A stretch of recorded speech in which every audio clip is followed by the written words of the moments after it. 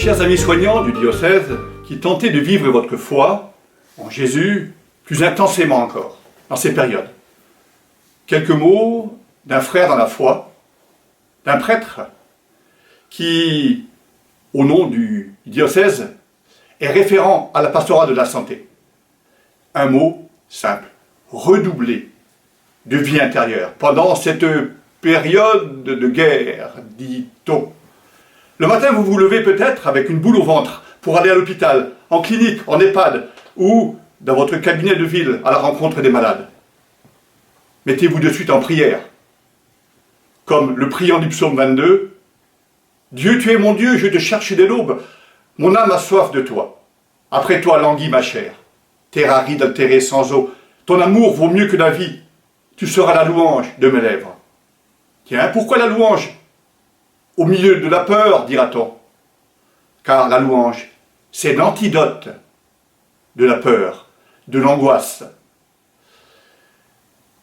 On sait que Ignace de Loyola, le grand saint du XVIe siècle, disait dans les exercices spirituels, dans le principe et fondement, l'homme est fait pour louer, respecter et servir Dieu notre Seigneur, et par là être sauvé. Commencez donc votre journée par louer, parce que Dieu est grand, parce qu'il est amour, parce qu'il est Dieu tout court, et qu'il vous a appelé dans cette tâche difficile. Louez-le parce que la journée sera remplie de belles rencontres, même si elles sont difficiles. En le louant, vous l'honorerez, et ensuite vous partirez le servir. Peut-être prendrez-vous votre voiture en vous demandant quel malade vous allez rencontrer, quelles nouvelles situations sont arrivées pendant la nuit ou pendant votre absence. Pensez à cette demande suppliante de Marthe et Marie à Jésus quand Lazare, leur frère, est malade. « Seigneur, celui que tu aimes est malade. » Oui, ils sont les amis de Dieu. Tous ces malades atteints ou non du coronavirus.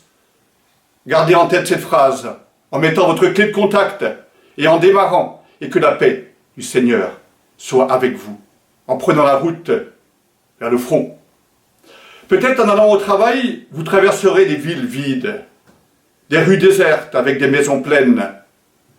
Priez pour ces personnes qui aident par leurs simples gestes en restant à la maison. Priez pour eux, car si vous êtes au front, eux ils sont à l'arrière. Le prophète Jérémie, au milieu des déportés à Babylone en 590 avant Jésus-Christ, reçoit intérieurement cette prière du Seigneur. Recherchez la paix en faveur de la ville où je vous ai déporté et intercédez pour elle auprès du Seigneur, car de sa paix dépend votre paix. Priez pour eux qui restent à la maison, car leur solitude peut être décuplée. Je pense aux vieillards.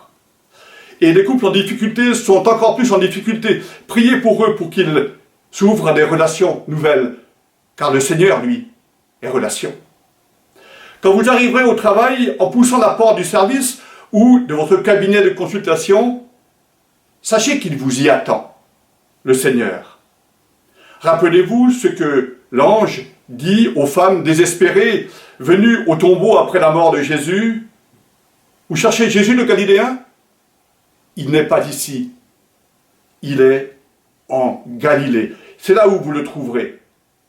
C'est Galilée, carrefour des païens, où celui qui croit au ciel et celui qui n'y croit pas se croisent dans le soin à donner.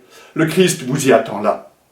Même s'il est caché, dites à Dieu comme le prophète Isaïe, « Vraiment, Seigneur, tu es un Dieu qui se cache, Dieu d'Israël, Sauveur. » Et ensuite, peut-être vous trouverez des autres soignants dans les services avec des ambiances plombées, pesantes, tendues. Là aussi, montez en vous-même et tenez la main du Seigneur, qui lui aussi a connu l'angoisse, la peur, et a tenu la main du Père. Père, entre tes mains, je remets mon esprit. Et sûrement qu'un ange vous réconfortera, comme à Jésus dans l'Évangile selon saint Luc. Et il vous apportera cette paix, un signe, cette joie intérieure que les croyants éprouvés peuvent émettre. Et vous irez vers vos premiers malades de la journée, le cœur ravigoré d'avoir prié, mais toujours la peur au ventre.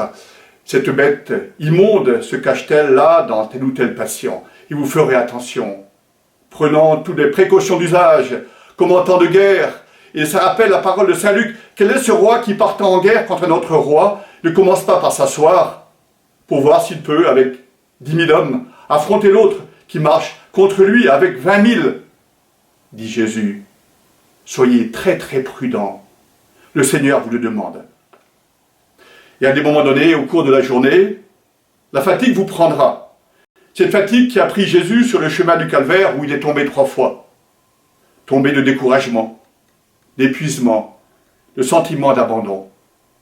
Je vous en prie, continuez à prier. Mon Dieu, pourquoi m'as-tu abandonné? Pourquoi faut-il attendre Pâques si longtemps, alors que pour toi ça n'a duré que 3 jours? Disent certains. Pourquoi, Seigneur, tarder? Gardez la foi, qu'il n'a pas été abandonné, le Fils sur la croix. Dieu le Père l'a pris dans ses bras, le ressuscitant. Croyez cela. Le soir, vous reviendrez chez vous et vous entendrez les applaudissements des 20 heures et peut-être les cloches des églises, car comme cette rampe de gloire qui vous entourera comme un baume. Rendez grâce pour cette gloire que le Seigneur met en vous.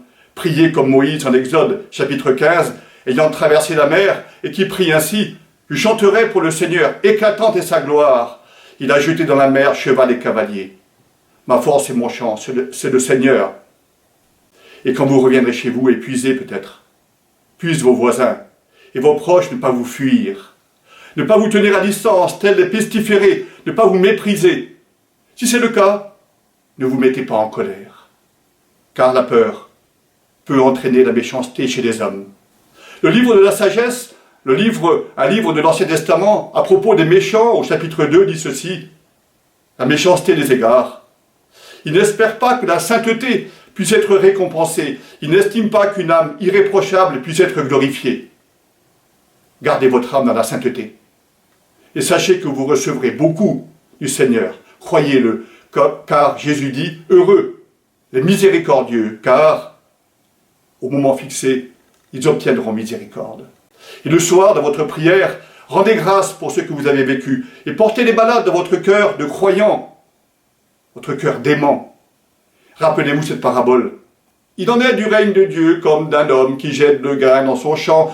Nuit et jour, qu'il dorme ou qu'il se lève, la semence grandit et germe. Et il ne sait comment. Et dormez en paix jusqu'au lendemain. L'Église diocésaine vous remercie. Digne serviteur du Seigneur, courage, il a vaincu le monde. Prends, Seigneur, et reçois toute ma liberté, ma mémoire, mon intelligence, toute ma volonté, et donne-moi seulement de t'aimer.